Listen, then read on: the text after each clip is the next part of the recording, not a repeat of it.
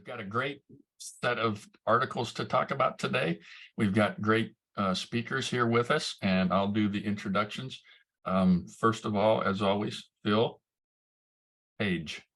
What's up? What's up? What's up? Tell everybody real quick who you are Hey, again. I'm from Baton Rouge, Louisiana, associate professor at Fran U DPT program, editor of IJSPT, and always just happy to be here every month. Love this. Thanks for inviting us. You're welcome. Thanks for our guests, our sponsors. Yeah, and our special guest tonight, our special guest is IJSPT editor Barb Hoogenboom. Barb, can you tell everybody quickly about yourself? Sure. So hi, I'm Barb. I hail from Grand Rapids, Michigan. I happen to be in Cleveland, Ohio right now at in-laws house. I teach physical therapy for a long time, for long moons, at Grand Valley State University, where I teach in the musculoskeletal curriculum, as well as teaching some research courses, go figure. Let's see, what else can I tell you about myself? Three times certified sports specialist, retired emeritus sports specialist now, and retired athletic trainer as well. Love my job editing. I'm a really weird person that really can like reading things and editing things. So that's kind of fun, but really happy to be here to discuss these two articles with our esteemed authors. So thank you for having me. You just had a publication. You just had it published. I just saw it. I did. That was a 7-year that was a 7-year birthing labor process. What's the article? What is it? It's motion capture, motion analysis of the overhead deep squat, just normative data, looking at the overhead deep squat with all the kinematics and kinetics of the overhead deep squat. Cool. Well, maybe we need to get that one on, huh? It's maybe sometime. Use other journals, Rob. Oh, it's another journal. Oh, okay. It is a different journal. Yes. We don't talk about those. We don't talk about that. All right. To our authors that are on today. I will start with Lori Bogla. Lori, I've known Lori forever. So glad you're on with us, and look forward to talking to you about your paper. Can you tell everybody about yourself real quick, Lori?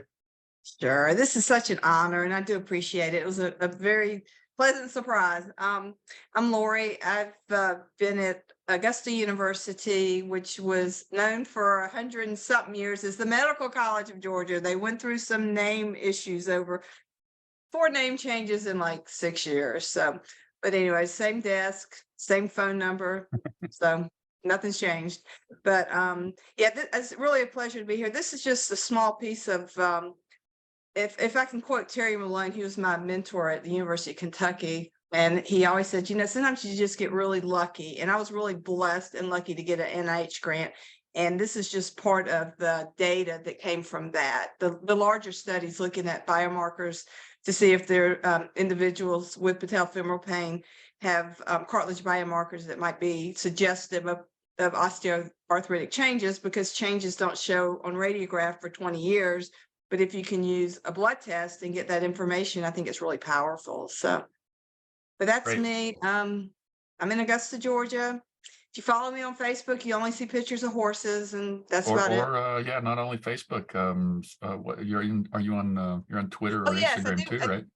Yeah, this is very important. I'm really not an Instagram person, but the students. But I see your horses, yeah. Well, there's a reason, because the students, I don't like friend them because it's just kind of weird. They don't like needing to know my business until after they graduate, and then but they're always very interested in Max Santana. So Max Santana has his own Instagram page, which only has pictures of Max Santana. Yeah. I've seen those. Yes. I thought that was yours. As long as you don't grill him, as long as you don't grill him, we're good. All right. And then our second author, Paul Salam. Paul, tell us about yourself real quick. Hey, Paul Salam, joining y'all from Indianapolis, Indiana.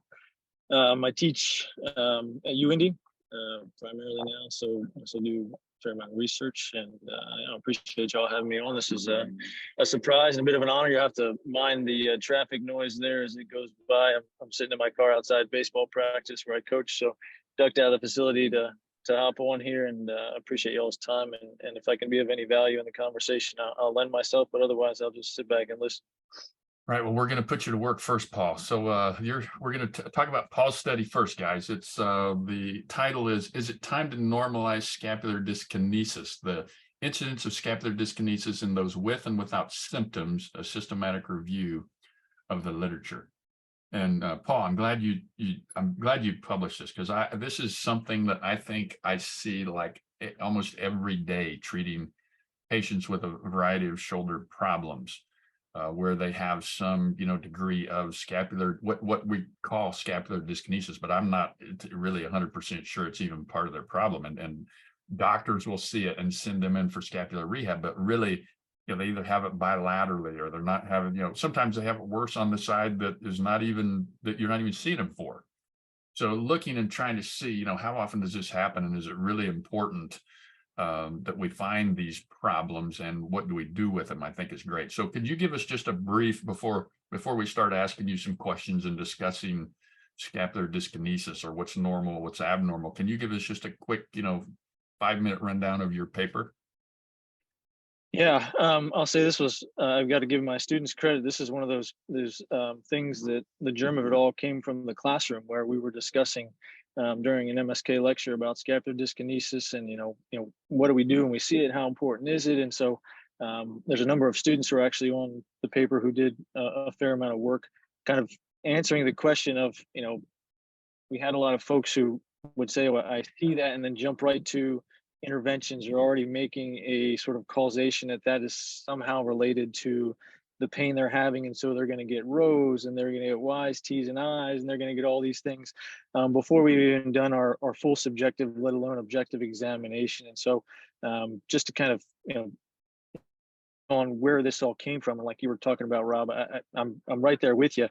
See it quite a bit, but oftentimes it may or may not be related to what's going on. And if it is, it's sometimes hard to distinguish really if it truly is involved in what's going on.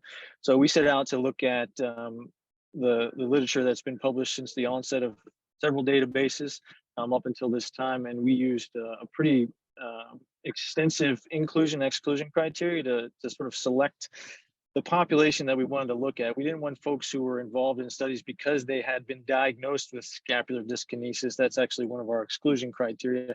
We wanted to get folks in reliability studies or sports studies or just general populations where they actually looked at scapular dyskinesis as maybe a secondary or something that they wanted to treat or observe through the process. And what we found is, there's actually a fair amount of folks within the studies that we looked at that have scapular dyskinesis with no symptoms whatsoever, unilateral, bilateral, both within the general orthopedic population as well as with the sports population. And so one of the things you see in some of the evidence is, if you look at, I know there's some papers that look at swimming over the course of a long course, even just a practice where they measure scapular dyskinesis at different lengths of the practice, and you'll see it sort of becoming more and more apparent.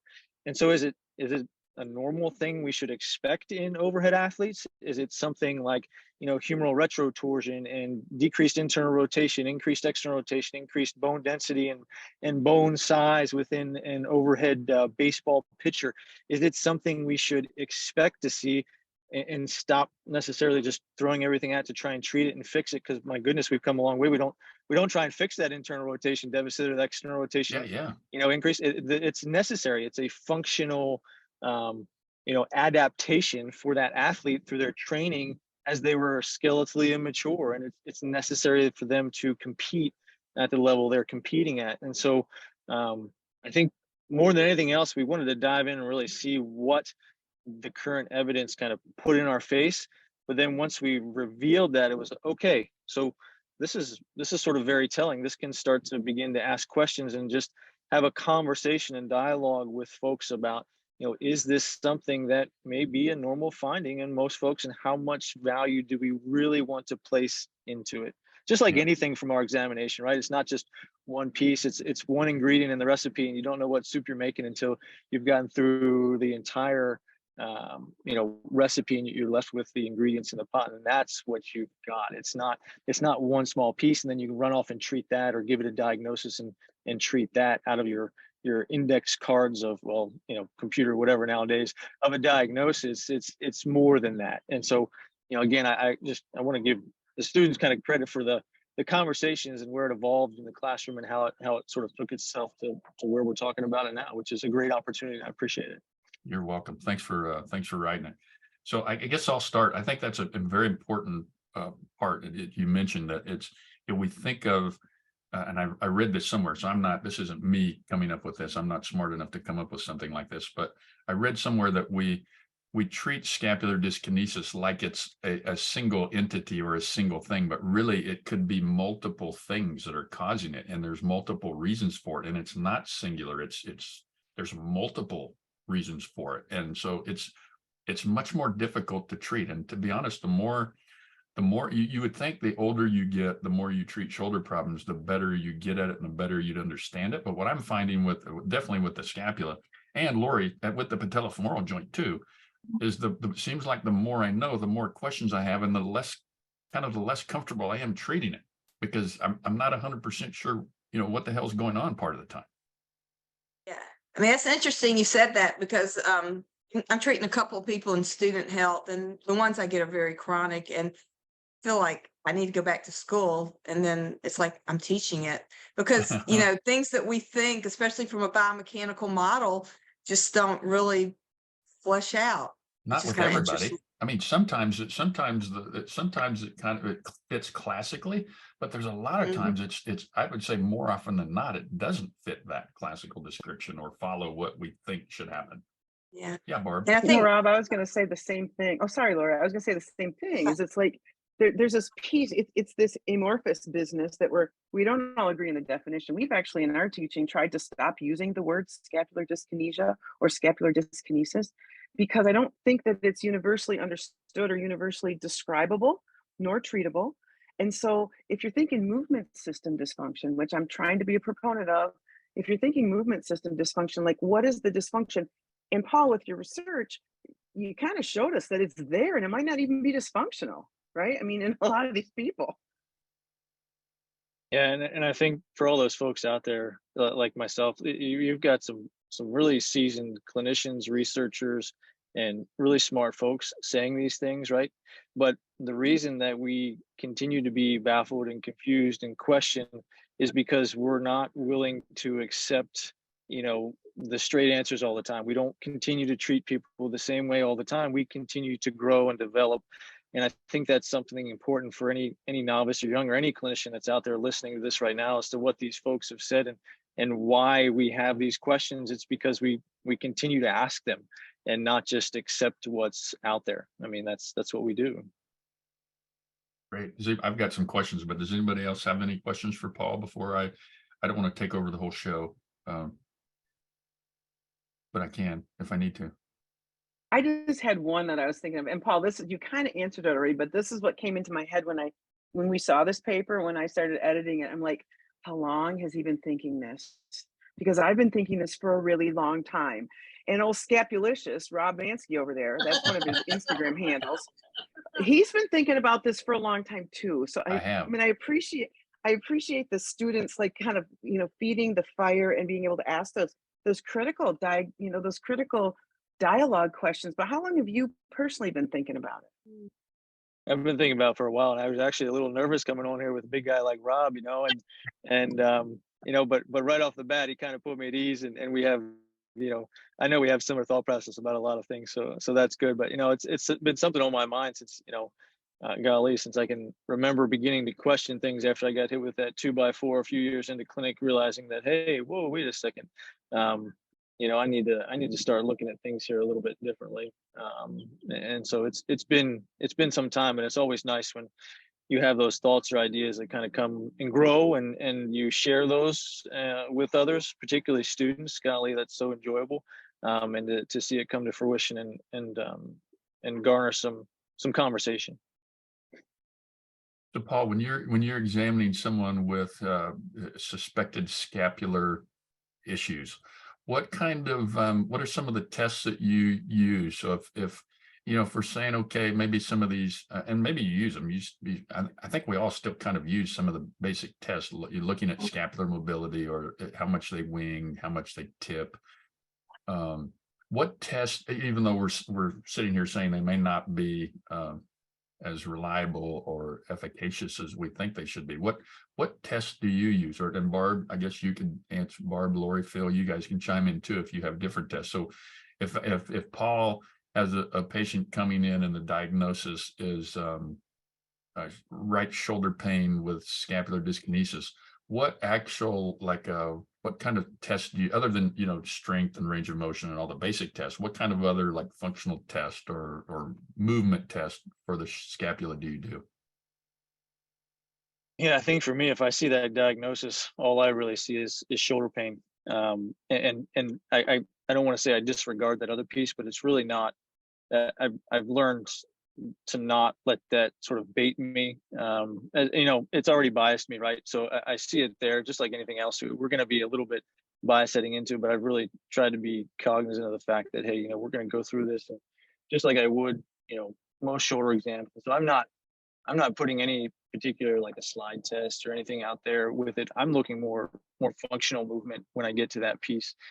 And do I feel through the rest of my examination, mainly subjective and some of the bigger objective pieces, am I feeling like that's involved? And then if it is, I'm going to look at, dynamic, chaotic movement, not isolated singular plane things. I'm going to add weight. We're going to get closed chain. We're going to be open chain. I'm going to have you, if it's something feasible, I'm going to have you bouncing a ball up against the wall. I'm going to see, is it a fatigue? Is it an endurance? What is contributing to that? And when I see that visual observation, is it in conjunction with you reporting pain? Because if it's not, then it may not be related. But if I see fatigue and I see kinematics changing and your pain begins to change, okay, maybe there's something to it. Or a closed kinetic chain, upper extremity, putting something objective in there potentially. But I like closed chain, open chain, and dynamic and chaotic stuff, not singular plane, single muscle involvement, not single muscle involvement because that's not possible, but you get the idea. I'm not trying to bias any particular muscle or muscle group. That's just kind of my general approach. Yeah. Lori, how about you guys? Lori, Barb, Bill?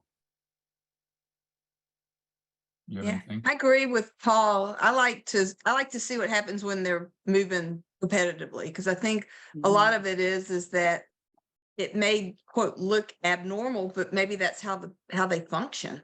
You know what I mean? So, and again, is it really kind of piecing the putting all the pieces together and that type of thing. And then there's one test, I don't know the diagnostic accuracy, but if I feel like it's there, and then I can kind of stabilize. I think they call it, forget the names of it, 'cause I don't have to teach this part. Symptom altering tests. There's several symptom altering tests where you can try to stabilize while they're moving, which I think is probably what you were referring to, Lori. Yeah, and seeing if I can quote normalize the mechanics, if that increases the quality of the movement, their ability to want to move, then I'm more like that.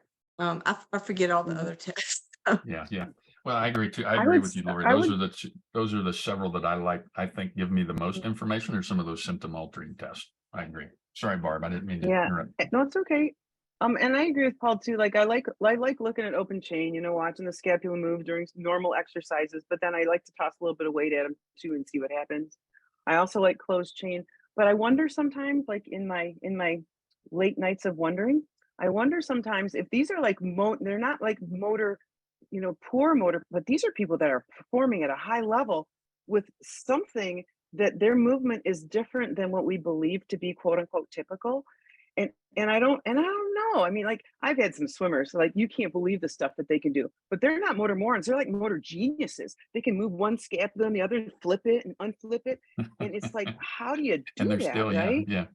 And they're still swimming. Now, if they have pain, that's a different thing. And I'm with Lori. I use the symptom altering test too, to sort of see if I can alter how things look or whatever. But it surely always isn't a strength issue. And it surely isn't always something that I would say, oh, I see it. It's got to be horrible. Guys, I have to tell you, we have the chat box open, or the question and answer. And we have probably one of the greatest scapular researchers that I know of listening to us tonight, and that's Tim Ewell, who is from Kentucky. Who works with Dr. Kibler. Tim's on, and he asked a question. He asked a couple of questions here. First one is, ask Paul how he's making a diagnosis from doing a closed kinetic chain exercise. Yeah, I'm not qualified to answer any questions that you ask. Am I able to I'm say gonna that? preface this by saying I'm not answering anything. No, I don't think I use it diagnostically by any means. It's just another way to look at the shoulder for me. I think sometimes we oftentimes will look at things so open chain when we think about the shoulder, and particularly overhead athletes who don't really have a closed chain component necessarily. But I think there is some value, particularly proprioceptively, both within evaluating how someone will do things closed chain throughout the upper limb, as well as certainly with treating and exercise with regards to that too, and not just unique to this population of individuals, but obviously post-op and whatnot too. So well, thanks for being here. That's I'm going to go home and journal about this now. First Rob, and then this is ridiculous. I'm done. Unbelievable night, huh? Wow. That's what I was going. Tim, yeah, Tim no Wolf. kidding. Yeah. Praise the I didn't root. know Timmy was going to be on. That's unbelievable that he's on with us. So we appreciate that. Appreciate your support, Tim, and thank you for the questions. He's also said, I think the term scapular dyskinesis should never be a diagnosis. It is an impairment, which I think probably all of us agree on. Yeah. Hey, so I have another question, Paul. Now that you did this study, as you kind of look back at it, you talked earlier about your inclusion and exclusion criteria. Are there any other inclusion criteria that, like, after you're done now and you gathered what you did, that you wish you'd added, or maybe didn't add? I think that's probably, like, for most folks when they go through and perform a systematic review, that's the part that they probably spend the most time on and kind of testing out with different things. I felt like it was actually probably more extensive than some other exclusion and inclusion criteria I've used before for other systematic reviews, but I wanted it to be appropriate for the context that we were looking at. And so we bounced it off some people and sort of, regardless of what camp you want to sit in with scapular dyskinesis or not, just to make sure we were kind of feeding into both aspects and not biasing our own ideas, thoughts in our inclusion exclusion criteria. So a lot of feedback from a lot of different folks in the area of the shoulder, and then systematic reviews, just to kind of, so we spent a lot of time with this, and probably more so than I can recall on other systematic reviews, because of the topic and the nature of it. And so I don't know that I'd go back and change. I'm fairly happy with it. I'm glad we didn't include, obviously, people who, the diagnosis had to be scapular dyskinesis, or they had to have that would have been misleading. I wanted to have a true representation of what we were seeking, and I feel like anyhow, and there's probably things we could change, but I feel like we did an okay job on that. Oh, I have another question for you. Can you explain for us? I know I think there are multiple different, like, appraisal checklists that people use, and you guys used one that I hadn't heard of, the Joanna Briggs Institute Critical Appraisal Checklist. But can you tell us why? What is that one drastically different than others, and maybe why you used it? I don't think it's too much different. It captures most of the things that you'll see for, whether it's quality or risk of bias. This was for prevalence studies. The JBI, Joanna Briggs Institute, was something that one of my former students turned me on to, and we were working on systematic reviews together. And it's a kind of I don't want to say one-stop shop, but they've done a really good job to have a number of tools under their umbrella. And so it's not like, it's, you got to go to this place to shop for that one, or this place to shop for that one. And they've done some really good work behind it. Now, that's not to say I would, I'm all about agree to tools for, clinical practice guidelines and all that stuff. But I feel like this, and I went back because I saw it was one of the potential questions here. And I went back and I looked at that compared to some of the other ones I've used. And this one actually has a few more elements and items to consider. They fall under the same umbrella, but they break them down into different pieces. So it really, I think, kind of, it really boils things down pretty consistently, and gives some good criteria and gives good rationale for, why you would score this or why you would score that. So it's different, and not a lot of folks have heard about it. But Yeah. I think it's certainly worth looking at, particularly if you're looking for tools in sort of a one place that you can count on being reliable and valid, and kind of have gone through their steps and paces. It works, I think. Perfect. There's Can a I question. quickly add to that Yeah, one, I'm Rob? sorry. Go real ahead, Barb. quick? Yeah. One of the things I think is really important in systematic review research is that you use the right tool for the types of things you're reviewing, right, for quality assessment. And that's one of the things that the JBI tool or the Johanna Briggs Institute tool does for you, is it allows you to look at a lot of different things. So Pedro doesn't work if you're not a randomized controlled trial, right? And so I've used the JBI one in some of our systematic reviews that we've been doing too. The take home for me as an editor is use the right tool to look at the quality of what you've got in your systematic review, because that's going to really help discern. Remember that I hate this saying, but it's true. With systematic reviews, garbage in, garbage out, right? Yeah. And so as long as you got to know the quality of what you've done. And so I think you did a nice job of that in your review. Great. Thank you, Barb. You Yeah, have something, Phil? Were hang on. you yawning, or did you have a question? Well, when I started here at Fran U, I had no idea what Johanna Briggs was. We're a nursing school, and it's a predominantly nursing-based tool. But what I loved about JBI is that it covers the gamut of designs. There's 15 different JBI tools. And as Paul said, it's not just risk of bias. Remember, quality is about reporting and risk of bias. So when we talk about quality, there's risk of bias tools, there's reporting tools.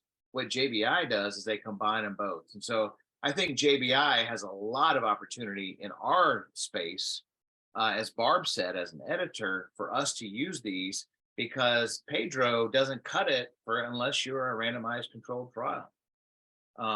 But I also wanted to go back and just tell Paul what a good job I thought you did with your systematic review or your students, in the fact that your title wasn't misleading. You talked about incidents. It was descriptive. It wasn't inferential. You weren't making conclusions, because there's not a lot of prospective studies to make that conclusion of cause and effect, which you pointed out.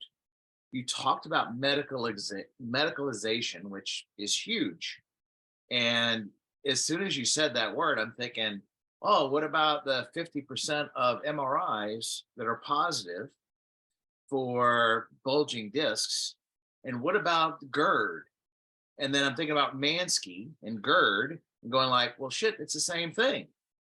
We're looking at something, it's not wrong, it's just normal. Do we have to treat it the whole time? So thank you for going out and exploring this and making a point of this, because I have the same thought that all you guys do, is that this whole scapular dyskinesis, like everything else, is probably 50% of the problem. It's not the whole problem. Yeah. And the problem I had, though, which you also, you talk about, there were only five studies that had a valid and reliable tool. Only five, because I went back and looked at the references. And none of them used instrumentation. They were all visual, if I'm not mistaken. And there's only a handful of studies that use instrumentation, because it is a bear. The only way you can instrument it, put a bone pin in. And so one of the things I'm trying to do is, how can we manipulate this new technology of inertial motion and stuff to not have to put bone pins in people? But I think the next step of dyskinesis is, how do we instrument it better rather than a visual, which we claim is reliable and valid? How do we actually put numbers to it? So thank you for giving me those minutes, Rob. You're welcome. Who Phil. remembers flock of birds technology? Of course. So that was our attempt, right? To try to describe in 3D kinematics what's going on with the scapula. You don't see that so much anymore, but I mean, again, I agree, Phil. There's a lot out there that we're going to have to do to really understand this and describe it well. All right, Paul, my last question, I think, will be helpful to a lot of people, especially maybe some younger clinicians that are on tonight. Let's say you get this patient that their surgeon or their sports doctor has said they have scapular dyskinesis. that's causing all of their throwing or swimming, shoulder pain. So they come to you and they say, the doctor told me that my scapula is doing this weird thing and it's causing all of my problem. It's causing my shoulder pain. How do you address that with them? I mean, how do you verbally address that with them? Do you just let it go, or what do you do? Yeah, way to save the big one for the last one, Rob. I appreciate that. Yeah. I can't even sit on that one. So, I think that's like with anything we get a referral for, or something that the patient's been, and it doesn't have to be from a physician or healthcare provider. It can be from a family member or a neighbor, that they've been told they have X, Y, or Z. And so, first of all, you don't dismiss what they're saying by any means. I'm sorry, I'll speak for myself. I try not to.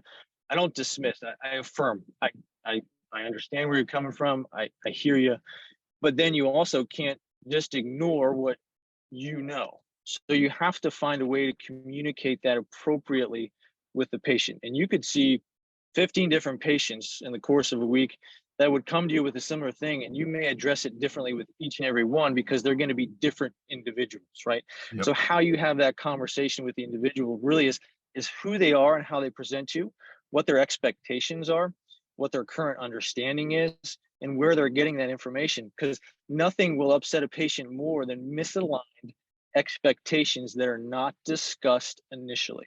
The patient can think they're doing phenomenally, and you can think that they're doing horribly. If you never have that conversation until the day of discharge, You don't know. then Yeah. you're doing the patient a disservice. So having that conversation openly and candidly up front, without dismissing their thoughts or ideas, or the thoughts or ideas of whoever Whoever put sent that them.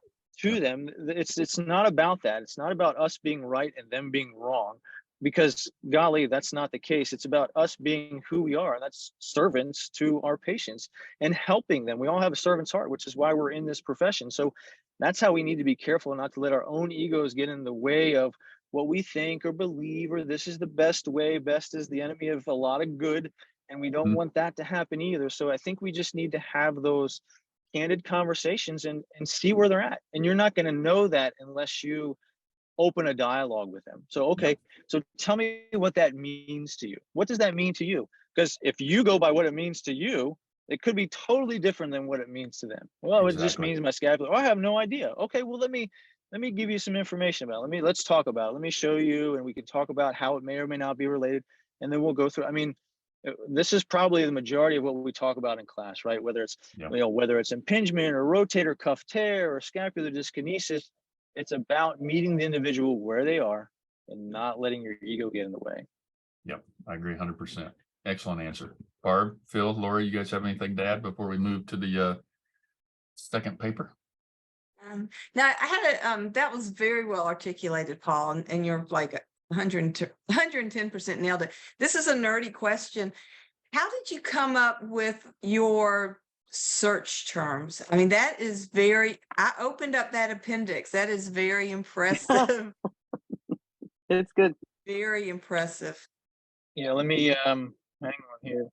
I just want to make sure I'm right, because I don't want to give Paul, while you're answering, I Yeah, would yeah. love every systematic review that comes to IJSPT and anywhere, have a research librarian on your team. They save my butt left and right. And I get these search terms that are, like strings of, 50 words and mesh terms and all this other stuff, because they know more than we do, you guys. I mean, we might think we're good at this. They're great at it. At least our research librarians are. Yeah, I think I can't echo that loudly enough and strongly enough, because your systematic review literally hangs on your search strategy. And biomedical librarians go through years of schooling and training, and they know and understand how to do that. And without their expertise, and if you're just taking one strategy and plug it into multiple databases, each database talks differently and blows things up differently. And so you have to know those things. Otherwise, you're going to be missing stuff. And nothing like being on a call with Tim Ewell coming in saying, hey, where's my paper? It should be in there because you missed it with a search strategy, right? Yeah, that wouldn't be good. So you got to plan for all those cases. Awesome answer. All right, guys, you ready to move on to number 2? All right, good. Thanks Paul, thanks for joining. If you have to step out for practice, that's perfectly acceptable. We appreciate you skipping practice to hang out with us for the first 30 minutes. This has been great, guys. Thank you so much. I Awesome, man. appreciate it. You're Y'all take welcome. care. Thank you. Okay. All right. So our second paper from Lori Bogla and colleagues. Lori's paper is entitled Comparison of the Frontal Plane Projection Angle and the Dynamic Valgus Index to Identify Movement Dysfunction in Females with Patellofemoral Pain. So Lori, just as Paul did, can you give us a 5-minute overview of your paper? Yeah, so where this came from is, we typically use the frontal plane projection angle, which is just basically a way to quantify knee valgus, the movement of the femur and the tibia. And I've always believed that it indirectly mimics what's happening at the hip because it doesn't capture the movement of the pelvis on the femur. And I think a lot of times when I'm looking at a patient clinically, I may not see that much valgus at the knee, but I know there's a lot of hip drop.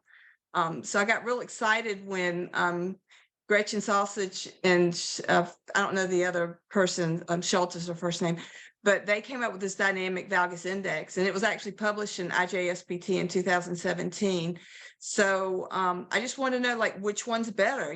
Should I do the frontal plane projection angle? Because it's the beauty of all of these is you can like have the person squat, take a picture, and then use any kind of drawing tool, and you can actually measure the angle. So is doing just the knee valgus enough, or does adding the hip add more?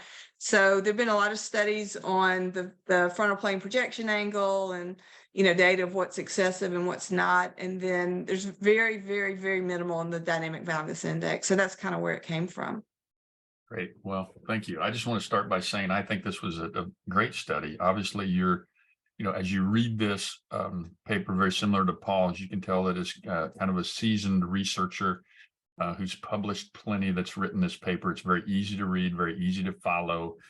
You had very concise. I mean, I send stuff to Barb all the time saying, my God, this introduction is like 4 pages long.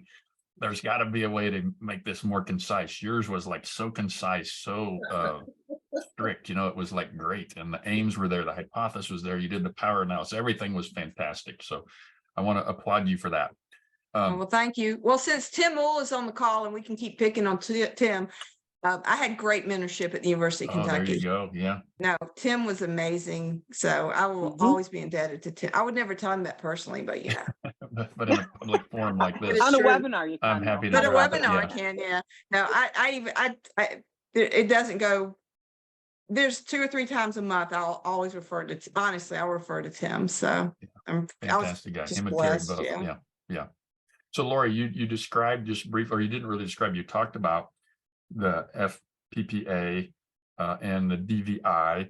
I'm guessing probably a fair number of people that are on listening maybe don't know exactly for sure the complete difference between those two. Do you mind saying it again, maybe in a little more detail, what you're looking at with each of those?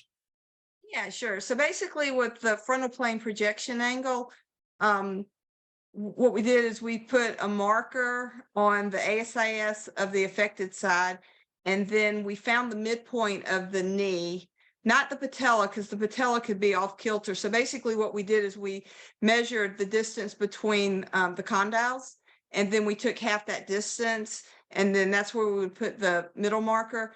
And then for the tibia, we went down to the malleoli and went halfway the distance, obviously in the frontal plane, and put one there.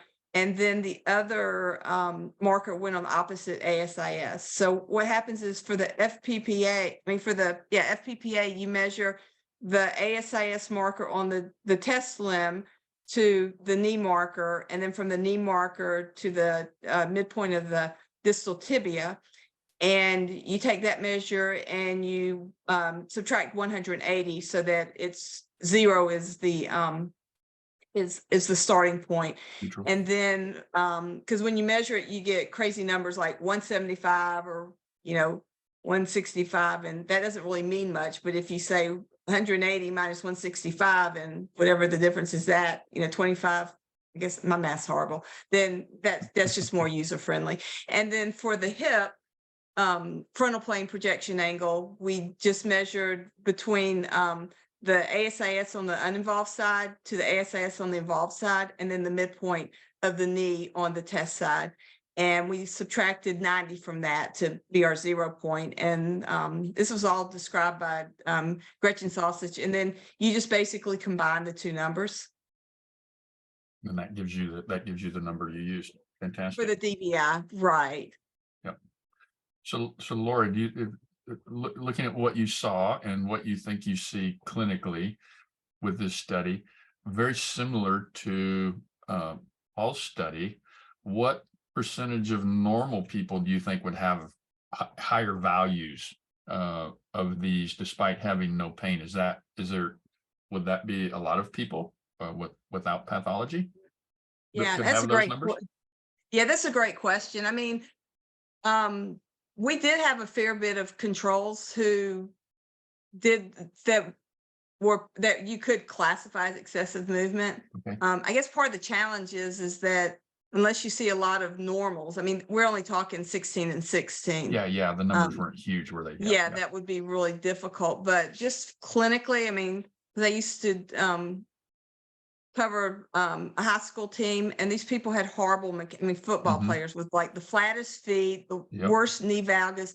But I think it just goes to Scott Dye's theory on tissue homeostasis. I think as long as you live in your happy zone, I think you're fine. You know, the example I give to students, I said, you know, it's probably okay to have a glass of wine, every night, but don't have like a 6-pack of beer every night. You know what I mean? So it's just, moderation. What's the matter with that? What's the matter with that, Phil? I'm a lightweight, but I think even more with patellofemoral pain. I mean, it's just so crazy because there's so many different presentations, and we need to have more of a classification approach. But I think the bottom line comes in something is loading the joint, and you have to figure out what's causing it, and we still don't know. So I don't know if that answers your question, but that's a great question. That's perfect. Phil or Barb, do you have anything, or you want me to just keep going? I liked again, echoing what Rob said, this was a really well done paper, Lori, and it just shows you how, seasoned you are. You did all the steps you needed to do. And I'm going to geek out with you on your power analysis for a second. Oh, goodness. Hey, I just want to say, Lori, in Phil's defense here, he's not afraid to call people out. If he thinks that there's something wrong with the study, he'll tell you. I didn't say something. No, I'm just saying you have before with our journal club. So the fact that you're saying it's great is she really did do a good job. I'm supporting you, Phil. I'm supporting you. I'm not going against you. I'm supporting you. I appreciate that, but I have a serious statistical nerd question. Okay. Okay, Tim. Please. I mean, Phil, excuse me. Well, no, but the power analysis that I looked at, you had a 30, you hit the power based on what you said, but when I did the G power, it came up to a one-tail test. Not a two. Do what now? You cut out, Phil. What did you say? It came to a what? So the power analysis that gave me 32 was a one-tailed. Right. Two-tailed would have been 42. So my point was, did you intentionally do a one-tail test? Yes, I did, because I had a directional hypothesis. Yes, thank you. That's what I was looking for. And can I tell you a secret? Sure. I taught that in class yesterday. About the 1 and 2 tail, and it depends if you have a null hypothesis or a directional hypothesis. And people don't see that. That's the nerdy things that we see. Is I was going looked at your purpose, and I went, that's a one-directional question. Mm-hmm. But people in research that read papers don't ever see that. They go, does it increase? I said, that's a one-directional question. It's a unidirectional one tail, but they'll still do a 2-tail test. All right. Right. So I just wanted to clarify, because I know you and I and Barb are all stats nerds. But I learned something new. I learned something new, and it's beautiful when this works out this way, isn't it? Thank goodness. So anyway, and Rob may ask this question, which I would love for you to answer. I love, the receiver operator characteristic, area to the curve, explaining how, and what I loved about your stuff is when you're looking at a diagnostic study, you hit all of the things you need to hit Oh, in thank you. determining if this is a diagnostic test. So if you could kind of explain a little bit more about what ROC is and area under the curve and the cutoff points and all that stuff. Yeah, and why you used it for this study would be great. Thanks, Phil. Yeah, thanks. Well, the main reason is because I wanted to know, like, how much is considered a high DVI, or how much is what value is a high FPPA, in order to appropriately classify someone as having pain or not pain.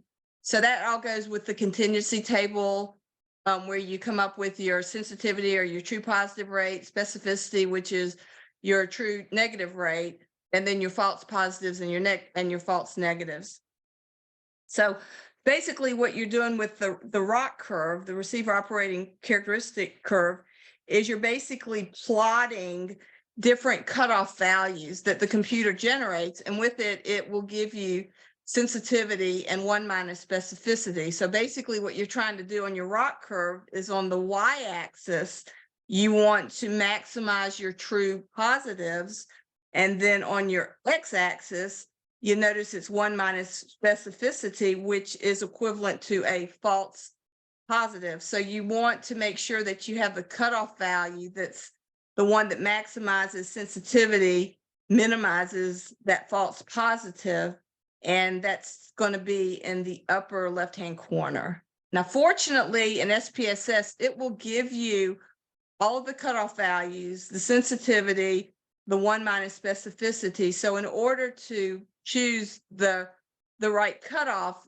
I learned it doing this paper, is figuring as something called Yalden's index, which is really interesting. So basically with Yalden's index, it's just sensitivity plus specificity for each of the cutoff values minus 1, and whichever value is the highest, that associated cutoff value. And that's how we got the cutoff values. But you have to be a little careful, though, because even with cutoff values, you can't throw out your clinical hat. Now, for this, I could, because no one's going to die if I don't diagnose them correctly as pain or not pain. But the way I learned about ROC curves and stuff was working with emergency room physician. And this was really cool. He's like into ultrasound, and he would put the probe on someone's eyeball, and he could measure I forget what it is. It's a diameter of something in the back of your eye. I think it's the optical nerve diameter. I did this like 10 years ago.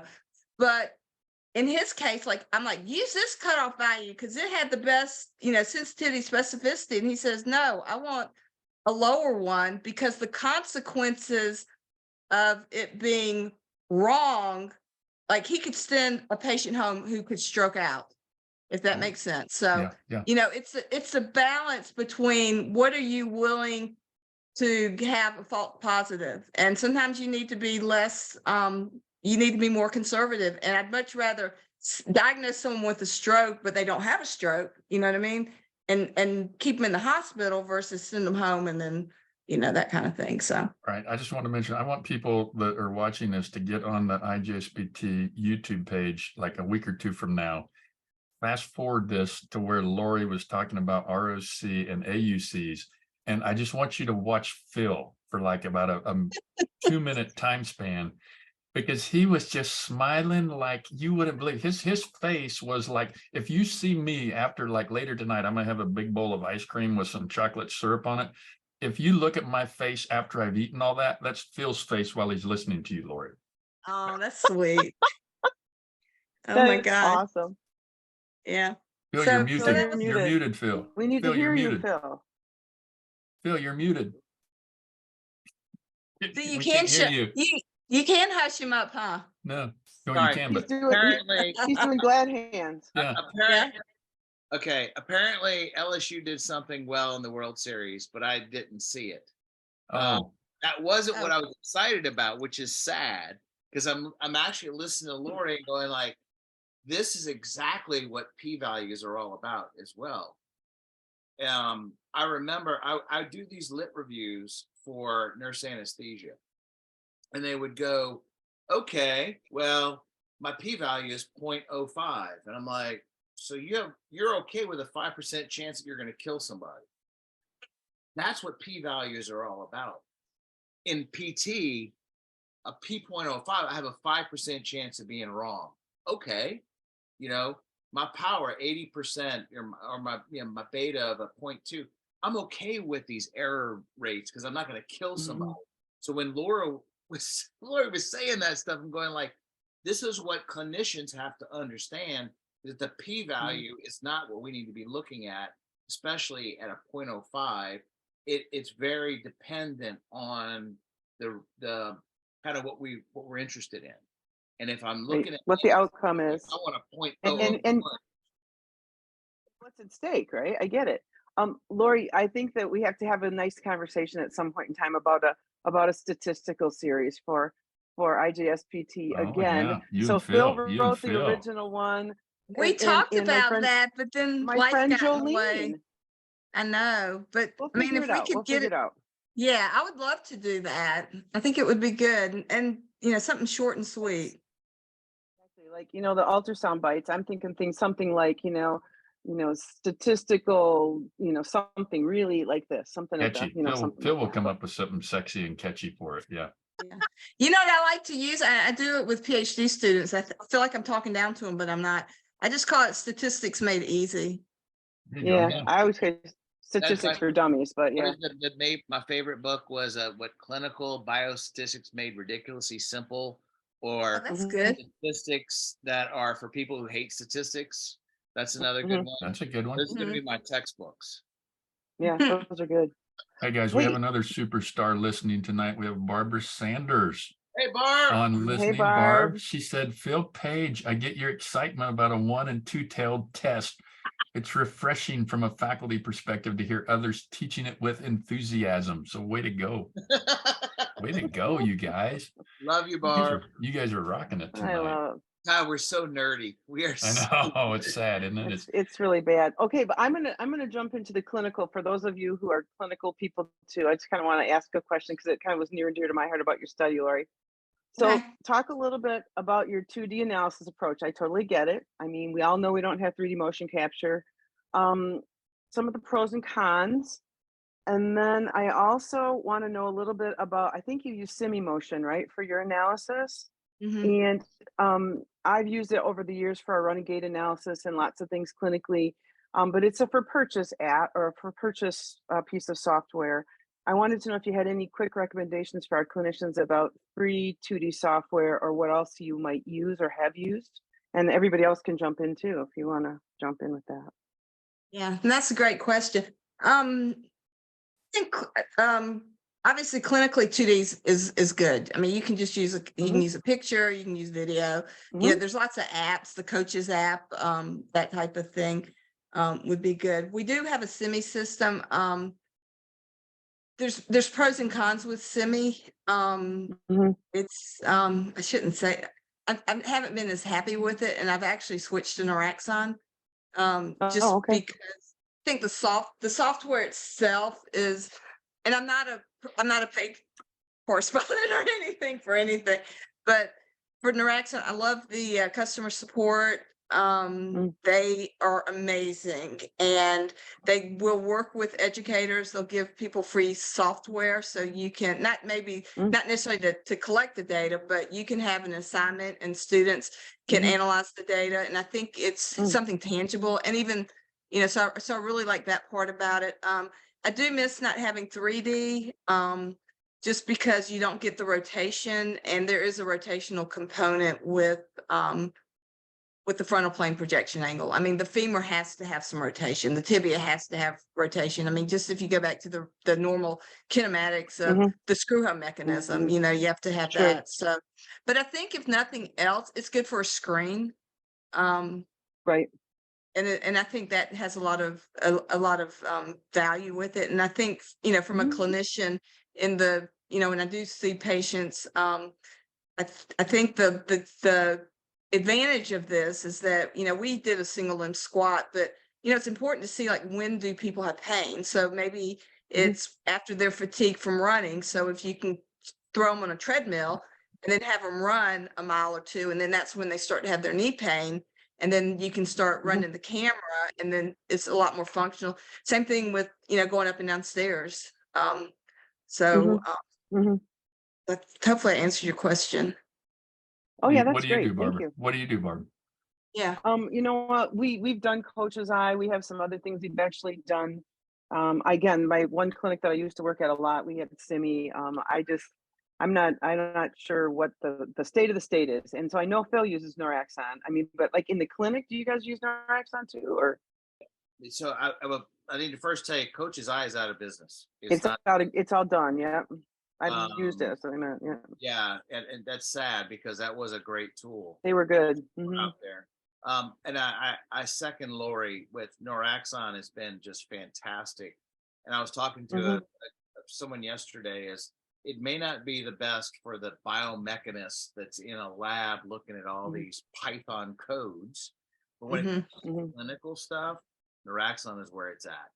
And it's a little bit, it's got a little bit of price to it. It's got a little bit of technology, but where we're going with things with the cameras on the phones and the iPads, that's where I think we need to keep an eye on, because that could be the future of where we're going. Yeah.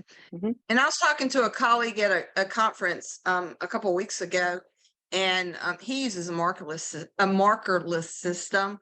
And I said, "Oh, give me the name of it," but it was like $70,000. So I'm like, "No, I'm not working that long." He's young, and he's been very good he's been very prolific in terms of grant funding, so he's got money. So Nice. Phil, do you know Gio from Noraxon? Which one? Do you know Gio from Noraxon? Oh yeah, of course. He's a great guy. I know. Perfecto. Everything's perfecto. Italian. Yeah. He's very Italian. Very Italian. Oh, that's funny. That's funny. Small world. Small world. All right, guys, we got like 3 minutes left. Anybody got any? I just love this week was great, and it was interesting. I think this was the first week we had so many connections, Rob, with the Lori and Barb and Tim and Paul. I mean, this was really cool this week. And It's really good. After how many of these have we done? This is the 13th. I'm getting feeds. Thanks, Phil, for that saying that. But we're almost out of time. I'm getting messages that we have a special guest. Oh, yeah. Yay. Can we bring our special guest on? Bring him on. I hope it's not Andre. No, it's not. I'm letting him in. I've been holding the gate. I've been holding the gate tight, and I'm letting him in. So. Oh, Dr. Plancher. Look at this cool cat. Look at this cool cat joining us. Whoa. Dr. Plancher. Big league. So I want to say, first of all, I've been listening very quietly, and I just love you guys. IJ, SBT, and Northeast. Listen, what you do is great, and it's all about a partnership. I'm going to watch the clock, but I want to say the story continues. I will be this to say that courtesy of the journal, the American Academy of Sports Medicine, we need you to help our patients. I don't care what orthopod thinks they're that good. I know my success has always been my affiliation with therapists starting in Vail, Colorado, where Dr. Stedman convinced me. So I say to you, join us in the fall at Ortho Summit, because you're running your own 3-day conference, and I sit in it, and I learn more there than I do in the idiots with the shoulder procedures. So I would love you to think about it. It's Ortho Summit, and I love you all for being great science, challenging me and my colleagues. That's what it's about. And I just wanted to say thank you. So it's, you can sign up. We made it a special rate for you guys. The docs pay $1,600. I think you pay $399. So we really thought about it. And I really allow you for me coming on. Keep on doing what you're doing. I need your help to make my patients better. That's it. Thanks for joining us, Dr. Plancher. Thank you. Thanks, Dr. Plancher. I love you guys. Thank Thanks, you so man. You much. appreciate you. Thanks. Have a great night. Okay. Thanks. All right, too. everybody. You gonna close up, Ash? Yeah, so awesome talk tonight. It's always nice to spend one evening a month where I feel like I can sit back and passively get smarter by listening to all these awesome people. Appreciate everyone that was on. As I said at the start, we will send out certificates within 24 hours of the end of this. Recording will get posted as soon as I have a second to edit it and get it posted on our YouTube, and Mary will send that out. If anyone needs anything, as always, feel free to email me. And we will see you next month. I don't remember the date, but they're all posted. Yeah, they're posted. We'll get our actually, we know our guests, right? It's going to be, I think it's Andre, right? Andre Phil? Andre and August. oh, that's right. oh, that's August. So I don't know. I don't know who is July. TBD, but we Yeah, have some fun TBD. stuff coming up for the second half of the year with some physician partnerships, which will be really fun. So appreciate everyone, and we'll see you next month. Great. Thanks for everyone. listening. Good night. Yep. No, bye-bye.